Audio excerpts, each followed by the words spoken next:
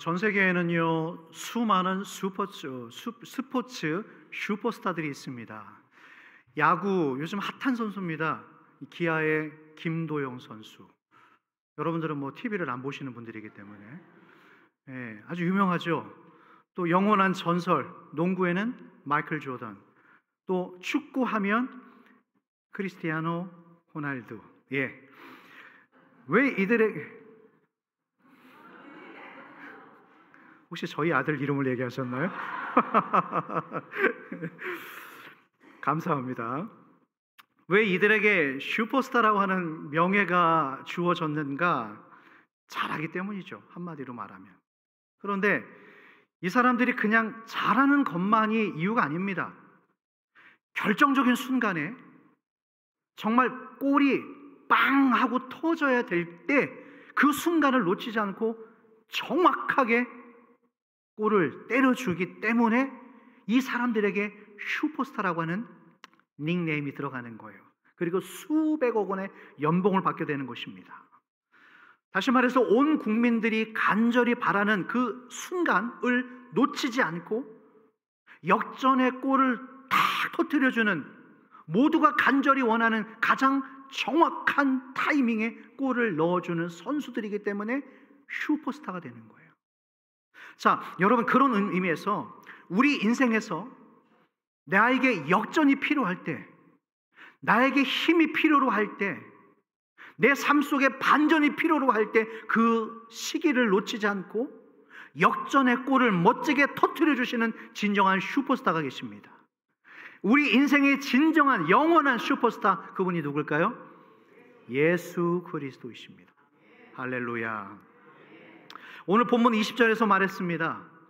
우리 가운데서 역사하시는 능력대로, 우리 가운데서 역사하시는 능력대로라고 하는 말이 나와요. 여러분, 여기서 이 능력이라고 하는 말, 헬라어로 두나미스입니다. 한 번쯤 들어보셨을걸요?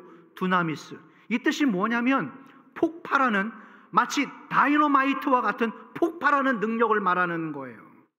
맞습니다. 하나님의 능력이 오늘 우리 안에 들어와서 그 두나미스가 한번 꽝 하고 폭발하면 우리 삶이 역전되는 거예요. 반전되는 것입니다. 터지면서 막힌 것이 뚫어지는 은혜가 일어납니다. 하나님은 그런 분이세요. 망한 것을 다시 일으키시고 혼란과 무질서를 다시 정상으로 돌려놓으시고 무에서 유를 창조하시는 능력의 원천이신 줄로 믿습니다. 그래서 우리가 지금 아멘 했어요. 그래서 우리가 믿고 기도합니다. 그러나 중요한 것, 우리 안에 문제가 뭔지 아세요? 그렇게 열심히 믿고 기도하지만 기대하지 않는 거예요. 이상하지 않아요? 기대하지 않는 거예요.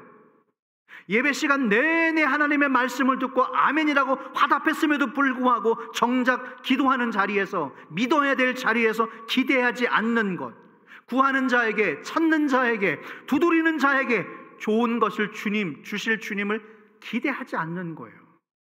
여러분, 우리가 주님을 기대한다라고 말하는 것은 무슨 말이냐면 하나님을 하나님으로 바라보는 것입니다. 그게 바로 기대하는 것이에요. 예수님을 예수님으로 바라보는 것입니다. 예수님께서 5,000명을 먹이셨던 그 현장, 그 사건을 한번 기억해 보세요. 그 모여 있었던 수천 명의 사람들에게 주님이 전화하셔가지고 단체 도시락을 주문을 오더해 주지 않으셨어요.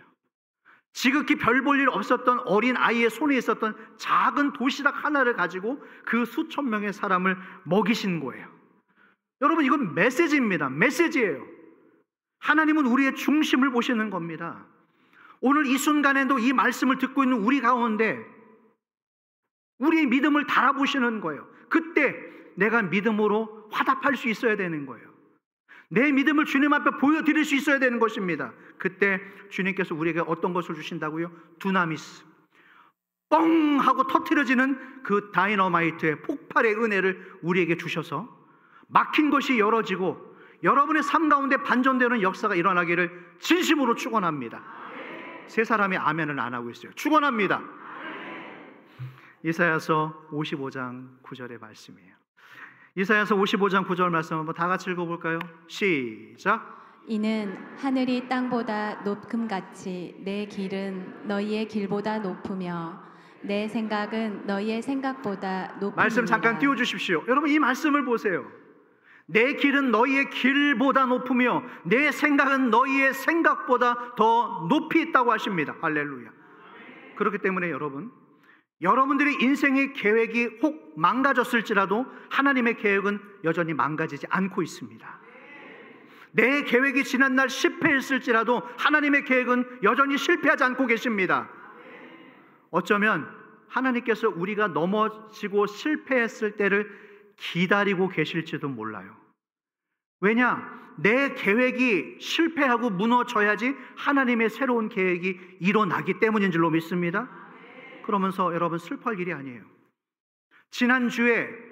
지난날에 여러분들이 과거에 실패했던 일을 생각하면서 곱씹으면서 슬퍼할 게 아닙니다. 왜요? 하나님께서 뻥 터뜨려 주실 거예요. 역전시켜 주실 것입니다. 수험생 두신 부모님들, 이번에 대학 진학, 원하는 고등학교 진학 안 됐다고 여러분 슬퍼하지 마세요. 뒤집어서 만약 그 아이가 그 대학에 원하는 대학에 갔다, 그래서 성공이 보장됩니까? 절대로 그렇지 않아요. 하나님께서는 우리 자녀들의 인생을 요셉과 같이, 다윗과 같이, 다니엘과 같이 쓰시려고 이미 섭리하시는, 뜻하시는 목적이, 계획이 있는 줄로 믿습니다. 그래서 이 섭리 안에 들어간 우리 모든 가정의 자녀들에게 하나님께서 때로는 채색 옷을 입히셨다가, 때로는 노예의 옷을 입히셨다가, 때로는 억울한 수감자의 옷도 입히셨다가 결국에는 총리의 옷을 주시는 겁니다. 네, 이렇게 다뤄가시는 거예요. 그렇기 때문에 오늘만 보시고 지금까지 일만 보시고 여러분들 자녀들을 나무라지 마십시오. 과소평가하지 마십시오. 하나님의 그 섭리와 계획과 뜻은 아무도 모르는 거예요. 부모님들이 항상 아이들에 대해서 잘 알고 있다고 하지만 아니에요. 그거는 틀렸어요. 틀렸을지도 몰라요. 우리도 잘 모르고 아이들 자신들도 모릅니다. 다윗이 그랬죠. 이스라엘의 왕이 될 줄 아버지 이새는 꿈에도 몰랐습니다. 다윗의 아버지의 바람이 있다면 자기가 맡겨주신 양들 잘 키워내서 대관령 목장의 목장 주인 되는 것, 그 정도 수준이었어요. 그게 아버지의 계획이었다면 하나님의 계획은 대관령의 목장의 목장 주인이 아니었습니다. 어떤 것이었어요? 이 나라의 왕으로 세우는 계획이 있었다는 겁니다. 누가 생각이나 했겠어요? 그런 의미에서 부모님들이 아이들에 대해서 모르는 거예요. 아이들 자신들도 마찬가지입니다. 아무도 모르는 거예요. 그런 의미에서 우리가 할 일이 한 가지 있다면 기대하고 기다리고 기도하는 것입니다. 하나님의 역사는 시간이 걸리더라고요. 제가 보니까 그렇더라고요. 이 기독교 방송에서 나와서 간증하시는 분들 이야기 들어보면 대부분들의 이 간증이 뒤바뀌어지는, 한 방에 뒤바뀌어지는 은혜가 있더라고요. 그런데 저 같은 경우는 그렇지 않아요. 그분들은 그러셨는지 모르겠지만 저 같은 경우는 항상 시간이 필요했어요. 아니 다른 분들은 쉽게 가는 것 같은데 저는 돌고 돌아서 아주 늦게서야 주시는 것을 저는 경험합니다. 아픔도 많았어요. 예를 들어 볼까요? 요한복음 11장에 가면 나사로 이야기가 나와요. 마르다와 마리아 이 자매 오빠입니다. 그런데 죽을 병에 걸려요. 그 집안은 초토화가 됩니다. 이 가정 안에 환자 한 분이 계시면 이와 같이 되는 거예요. 빨리 와주십시오. 죽을 병에 걸렸습니다. 예수님에게 이 사람을 보내서 빨리 와달라고 합니다. 오빠가 죽게 생겼으니까. 그러면 빨리 가야 되잖아요. 그렇죠? 그런데 예수님께서 이 소식을 듣고도 이틀 동안이나 움직이지 않아요. 저는 이게 예수님이 이해가 안 되는 거예요. 아니 빨리 올라오라는데 사람이 죽어가고 있는데, 그런데 이틀 동안 그 이야기를 듣고도 움직이지 않아요. 거기 머물러 있어요. 말을 타고 막 지금 달려가도 긴박한 순간에 이틀을 더 계시다가 거기 가는데 또 이틀, 총 4일이 걸립니다. 이 기간에 주님께서 드디어 이제 말씀을 하시는 거예요. 자, 잠들어 있는 내 친구 나사로를 깨우러 가자. 염장 지르는 거죠. 환장하는 거예요. 누구는 지금 죽기 일보 직전인데, 자, 잠자는 나의 친구 나사로를 깨우러 가자. 그래서 갔습니다. 이미 상황 종료, 끝났어요. 죽었어요. 장례도 끝났어요. 뒤늦게 도착한 유족들이 이 예수님을 보면서 유족들이 이 곱지 않은 시선으로 예수님을 바라봅니다. 왜 이렇게 늦으셨습니까? 다 끝났습니다. 그런데 주님은 아랑곳하지 않아요. 사람이 죽어있던 그 무덤 앞에 딱 서서 말합니다. 나사로야, 나오너라. 이게 무슨 시츄에이션이에요 지금. 그런데 그 죽어서 매장했던 그 동굴에서 나사로가 살아서 토벅토벅 나오는 거예요. 여러분들 별 놀라지 않죠? 죽었던 사람이, 장례했던 사람이 그냥 토벅토벅 걸어 나오는 거예요. 다 뒤로 넘어갔겠죠. 이게 얼마나 놀라운 일이에요. 나사로가 죽을 병에 걸려서 주님 빨리 와주십시오. 이틀을 머무르고 이틀이 또 걸렸어요. 얼마나 원망스러웠을까요? 얼마나 불평했을까요? 그러나 주님은 일하시지 않은 게 아니었어요. 내 오라버니가 죽게 되었으니 빨리 와주십시오. 그 말을 듣는 순간부터 이미 주님은 나사로를 고치고 계셨다라는 거예요. 이미 그 소식을 들은 순간부터 이 집안 사람들을 전부 다 만지고 계셨다라는 거예요. 무슨 메시지인가? 오늘 여러분들이 이 자리에 나와서 입을 벌려서 기도하는 그 순간부터 너희의 말이 내 귀에 들린 대로 내가 너희에게 행할 것이다. 할렐루야. 오늘 여러분들이 이 자리에 서서 주님 앞에 입을 벌려서 기도하는 그 모든 입 여는 순간부터 주님이 일하기 시작하신다라는 거예요. 비록 그 응답의 때까지 단 사흘이라고 하는 그 시간까지 여러분들이 견딜 수 있어야 됩니다. 만약 여러분들이 이 시간 자녀들을 위해서 기도하셨다면 그 일이 당장 일어나지 않아도 이미 예수님께서 방향을 틀으셔서 여러분들의 아이들에게 가고 있다는 것을 믿으시기를 바랍니다. 요즘 불경기잖아요. 사업 안 되잖아요. 이 사업을 가지고 가야 됩니까? 어떻게 됩니까? 하나님 도와주십시오 라고 기도하는 분들이 계시는 줄로 압니다. 여러분들이 입을 열어서 그 사업장을 위해서 기도하는 순간부터 주님께서 이미 다음 텀을 준비하고 계실 것을 믿으시기를 바랍니다. 바로 그 믿음이에요.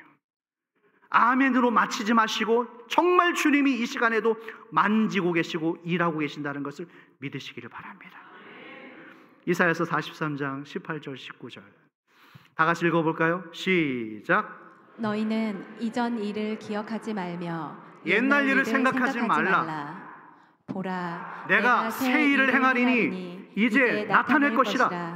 너희가 그것을 알지 못하겠느냐? 반드시 내가 광야의 길을 사막의 강을 내리니. 얼마나 간사한 말씀입니까?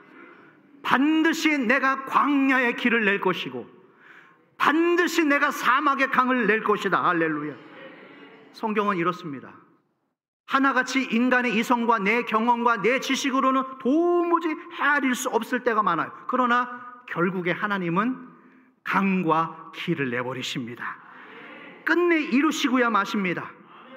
그런 권세, 그런 영안으로 여러분들의 가족들을 바라보십시오. 지금 그런 영안으로 여러분 주변의 상황을 바라보시라는 거예요. 검사, 의사, 박사만 만들려고 하지 마십시오. 애들이 조금 아빠 닮아서 삐리해도요, 좀 얼빵해도요, 마지막으로 뱉는 부모의 말은 축복의 말이 되어야 돼요. 아멘입니까? 하나님은 전면에서 드러나서 일하시지 않으세요. 내 인생의 무대 뒤편에서 지금도 기가 막히게 일을 하고 계신다라는 거예요. 패션쇼 보십니까? 모델들이 이 워킹할 때는 아주 차분하게 걸어요. 멋지게 걷습니다. 그러다가 저 코너를 도는 순간 어떻게 돼요? 돌자마자 벗고 스태프들이 달라붙어가지고 머리 벗기고 옷 달아주고 모자 씌워주고 다음 작품을 준비하는 그 무대 뒤에 숨은 영웅들이 있는 것처럼 마찬가지예요. 오늘 여러분들의 인생 전면에서 드러나시지는 않으시지만 지금 이 순간에도 하나님께서 우리 인생의 무대 뒤편에서 우리들을 만지고 있다는 거예요. 우리의 길을 만들고 계신다는 겁니다. 여러분들의 자녀들도 마찬가지라는 것입니다. 여러분의 사업장 불경기 염려하지 마세요. 만들고 계십니다. 이루시고 계십니다. 인간관계도 그렇더라고요. 내가 누구를 새롭게 만나고 전화하고 사귀고 헤어지는 것 내가 하는 것 같잖아요. 그렇지 않습니다. 만남도 헤어짐도 다 하나님의 섭리 안에서 이루어지고 있는 거예요. 내 인생에서 꼭 필요한 시기에 그 사람을 만나게 하셨다가 또 때가 되면 정리가 되게 하십니다. 자연스럽게. 그처럼 우리 인생의 점들, 수많은 점들이 있어요. 우리가 인생을 살아간다고 하는 것은 수많은 점들을 하나하나 이어가는 거예요. 나중에 이 점들이 다 완성되었을 때 큰 그림, 멋진 그림이 탄생하는 것처럼 하나님께서 우리에게 수많은 점들을 찍어주십니다. 만들어 갈 때는 모르는 거예요. 알 수 없는 거예요. 그러나 결과가 좋게 될 줄로 믿습니다. 그렇기 때문에 주변 사람들 잘 나가는 것 부러워하지 마세요. 속도보다 중요한 게 뭘까요? 방향입니다. 어떤 사람이 빨리 가고 조금 늦냐, 이게 중요한 게 아니에요. 완주하는 것이 중요합니다. 어떤 사람들은 40대에 풀어지는 분이 있어요. 도달하는 분이 있어요. 와, 부럽네. 그러지 마세요. 50대 가서 풀어지시는 분들 있을 겁니다. 또 70에 가서 80에 가서 풀어지시는 분들도 계실 겁니다. 그러니 누가 빨리 가느냐가 중요한 것이 아니라 나에게 넘치도록 채워주실 하나님, 그분을 믿고 기다리고 기대하시는 여러분들에게 축복합니다. 여자분들 특별히 불안한 마음 있죠? 하루에도 몇 번씩 이 불안한 감정이 올라오잖아요. 그거 빨리 버리셔야 됩니다. 에레미야 29장 11절 말씀입니다. 아주 좋은 말씀이에요. 자, 다 같이 읽어볼까요? 시작. 여호와의 말씀이니라. 너희를 향한 나의 생각을 내가 아나니 평안이요 재앙이 아니니라. 너희에게 미래와 희망을 주는 것이니라. 여러분, 이 말씀 보세요. 하나님께서 우리를 향한 생각은 평안입니다. 평안입니다. 재앙이 아닙니다. 우리에게 어떤 것과 무엇을 주는 것이라고요? 미래와 희망을 주는 것입니다. 살다 보면 우리에게 불안할 때가 물론 찾아오기도 합니다. 왠지 그 일이 잘 안 될 것 같은 느낌, 아침에 일어났는데 뭔가 불안한 일이 생길 것 같은 그런 엄습해오는 마음들, 아침에 차 타고 운전하고 가고 있는데 장례식 차를 3번이나 봤어. 나 죽으려고 그러나? 아니요. 설거지하는데 접시가 깨져버렸어요. 오늘 아이들에게 무슨 일이 있을래나? 결정적인 순간에 불안한 마음이 들 때가 있습니다. 우리 아이 올해 대학 못 가는 거 아니야? 우리 남편 직장 승진 못하는 거 아니야? 이러면 어떡하지? 저러면 어떡하지? 우리가 정말 살아가면서 수많은 부정적인 이 생각과 감정들을 끌어안고 사는 것 같아요. 기껏 예배드리면서 우리가 아멘이라고 우리가 믿음으로 고백하면서도 결정적인 마지막 순간 타이밍에 가서는 정작 나쁜 기대를 하는 거예요. 안 될 생각, 일어나지도 않는 일인데 죽을 생각, 병에 걸려서 어떻게 될 생각, 서운한 마음, 이게 다 마귀가 주는 거예요. 우리가 읽었습니다. 주님께서 우리에게 주시는 마음은 재앙이 아니에요. 평안함입니다. 뭐와 뭐를 주신다고요? 미래와 희망을 주는 거예요. 오늘 만약 여러분들 마음속에 서운한 마음이 찾아들고 불안한 마음과 염려하는 마음이 든다면 그것은 정확합니다. 주님이 주시는 마음이 아니에요. 마귀가 주는 마음입니다. 끊어낼 수 있어야 됩니다. 사실 저는 오늘 이 설교를 준비하면서 제 자신에게 먼저 적용을 했어요. 목회를 하다 보니까요, 정말 별의별 일을 다 경험합니다. 정말 놀랍습니다. 최근에 제가 이 2부 예배에 올라와야 되는데 처음 겪는 일이었어요. 제 호흡이 과호흡이 되는 거예요. 이 숨이 제대로 안 쉬어지는 거예요. 호흡이 정상적으로 돌아오질 않는 거예요. 제가 너무 놀랐다니까요. 그래서 이 예배 못 드리겠구나, 나 설교 못 하겠구나, 큰일 났다 그러고 있다가 오늘 이 말씀 생각하면서 제 자신을 축복했어요. 주님께서 아들아, 너에게 주시는 마음은 재앙이 아니다, 평안함이다. 네가 왜 염려하고 불안해하고 있느냐? 내가 너에게 주는 것은 미래와 희망의 마음이다. 왜 재앙과 불안 속에 있느냐? 그것을 제 자신에게 선포하는 일이 대단히 중요했고 아주 유의미했습니다. 그리고 중요한 결과를 불러왔죠. 여러분들도 그렇게 하십시오. 주님은 우리에게 재앙이 아닙니다. 평안한 마음 주시기를 원하십니다.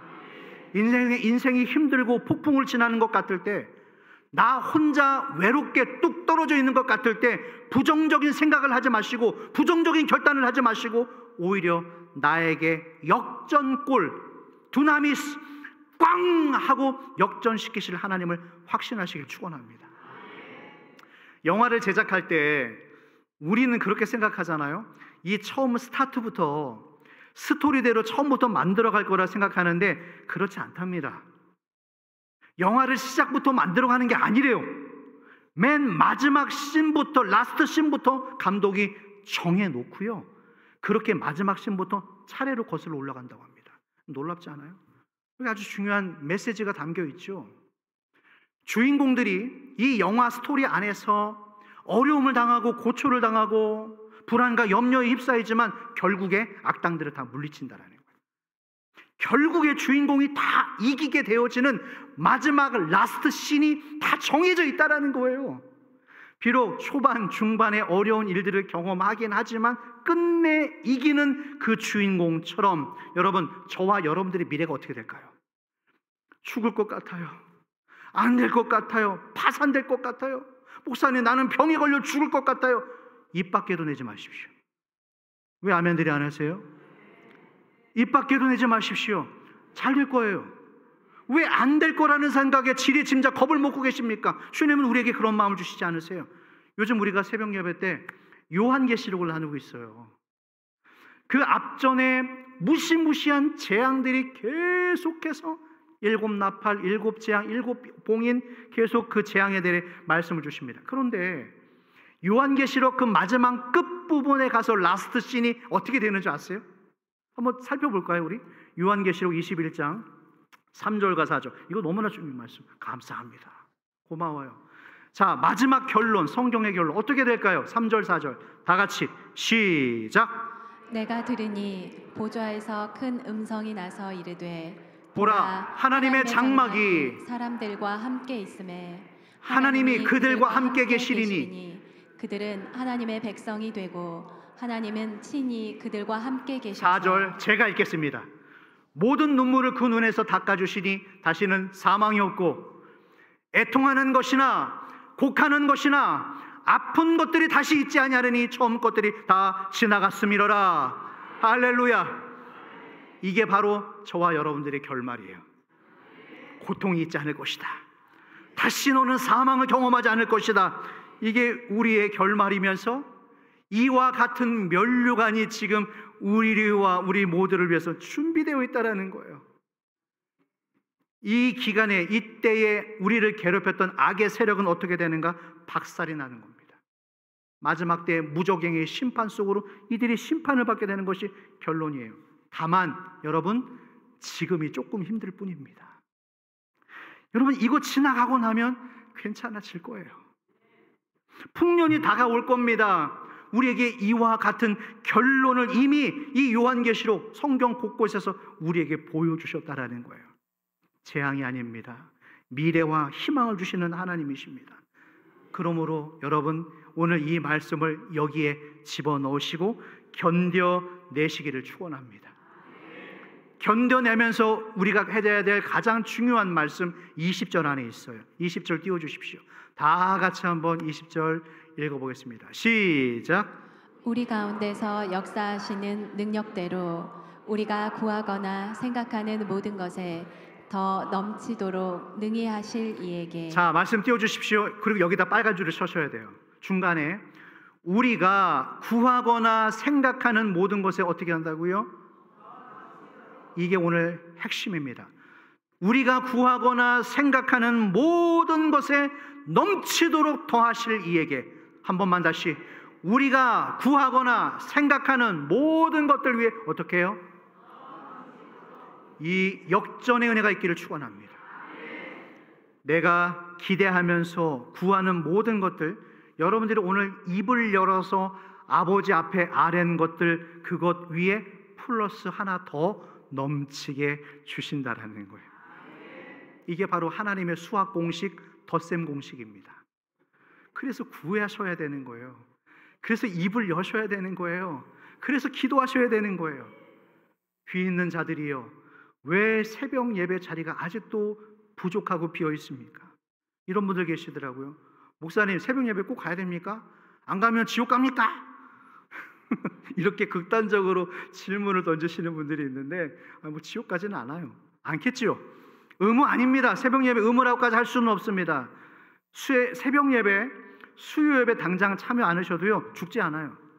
예배 한 번 빼먹었다고 해서 사업장이 내일 당장 망하지는 않습니다. 그러나 여러분 이거 기억하십시오. 잘 들으십시오. 저는 이렇게 표현하고 싶어요. 새벽 예배 가야 됩니까? 수요 예배 가야 됩니까? 우리 수요 기도 때 되게 뜨겁게 기도하잖아요. 기도의 창고가 있어요. 여러분들 각자의 기도의 창고가 있습니다. 그 기도의 창고는 여러분들이 입술로 그 창고를 매일매일 채워 넣어야 될 분량들이 갖고 있어요. 아멘입니다. 그 창고를 비워두시지 말라는 거예요. 그게 별일이 있겠어? 별 차이 있겠어? 그렇지 않아요. 갑자기 위기의 상황이 벌어졌을 때 그동안 기도의 창고가 가득 들어있는 사람은 그것을 빼내서 사용하면 됩니다. 그러나 평상시 기도의 분량이 채워지지 않았던 텅텅 비어있는 기도의 창고는 자기의 온 몸으로 때워야 되는 거예요. 기도하는 사람은 문제를 지배해버립니다. 권세를 주시는 거예요.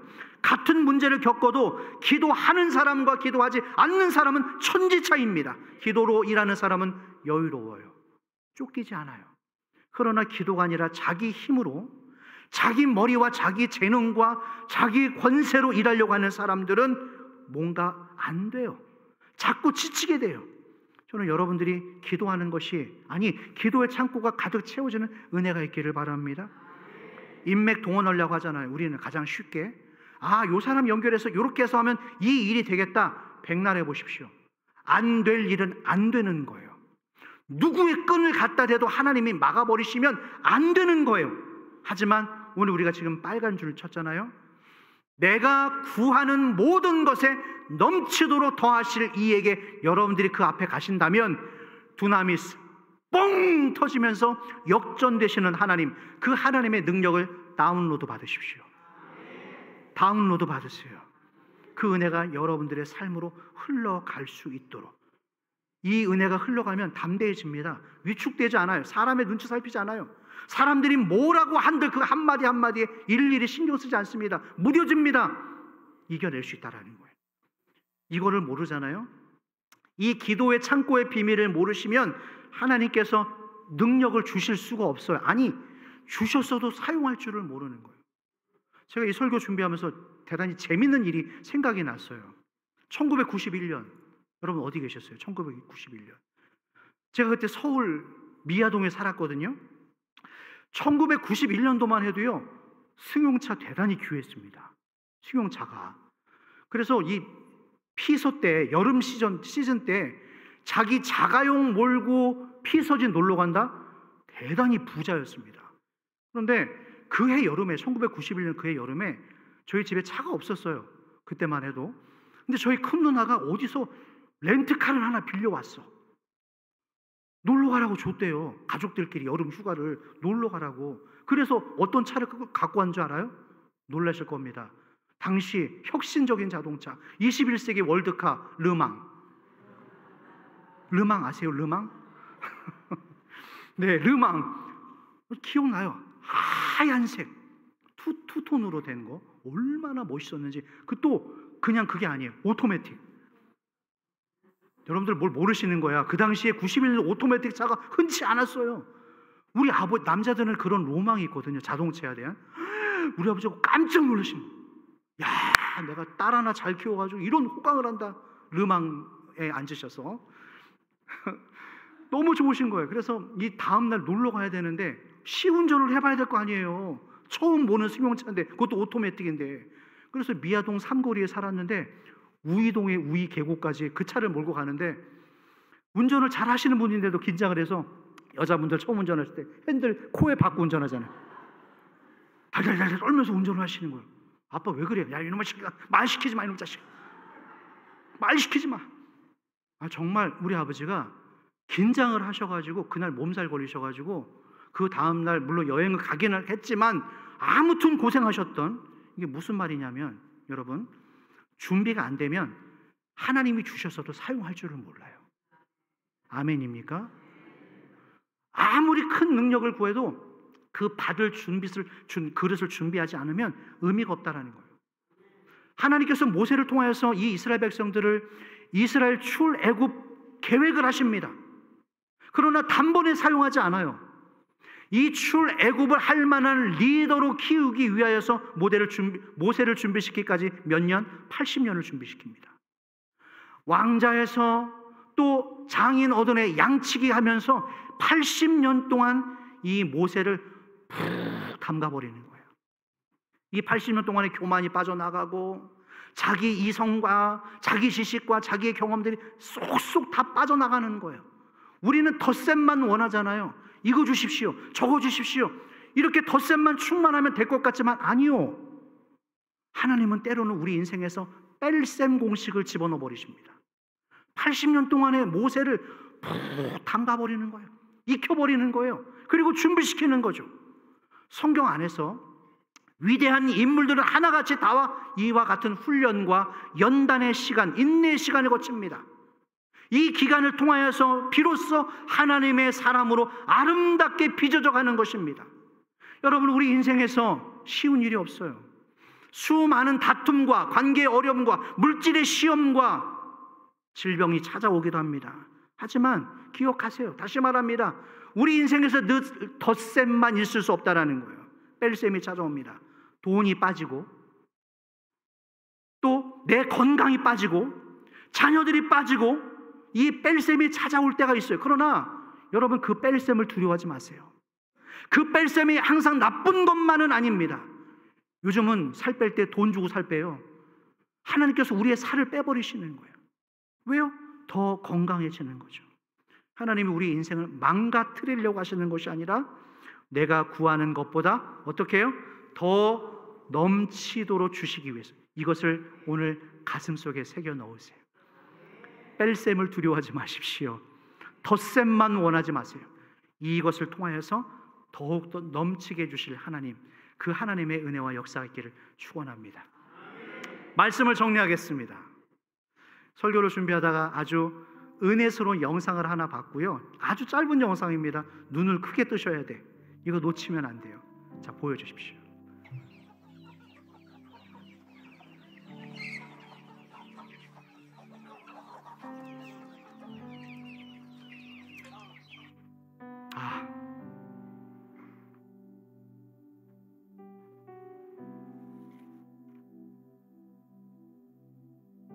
누가복음 13장 34절에 이런 말이 있어요.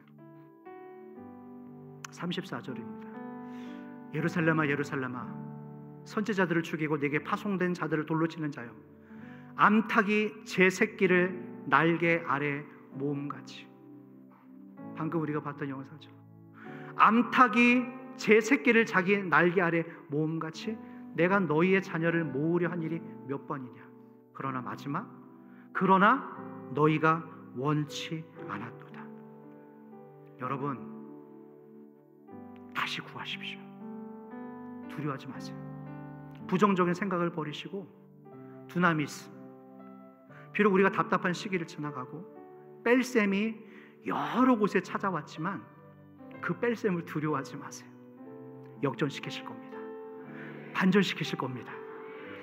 내가 구하는 것보다 더 넘치도록 채워주실 그 주님을 바라보는 여러분들 되기를 주의 이름으로 축원합니다. 이 찬양 드리십시다. 그리고 믿음으로 선포하며 나아가겠습니다. 감사한 마음으로 믿음의 마음을 담아서 이 찬양 드리겠습니다. 여기에 모인 우리,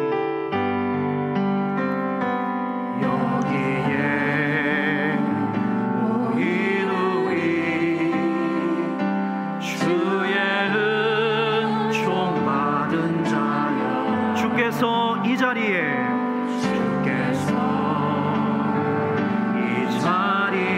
함께 계심을 나누라.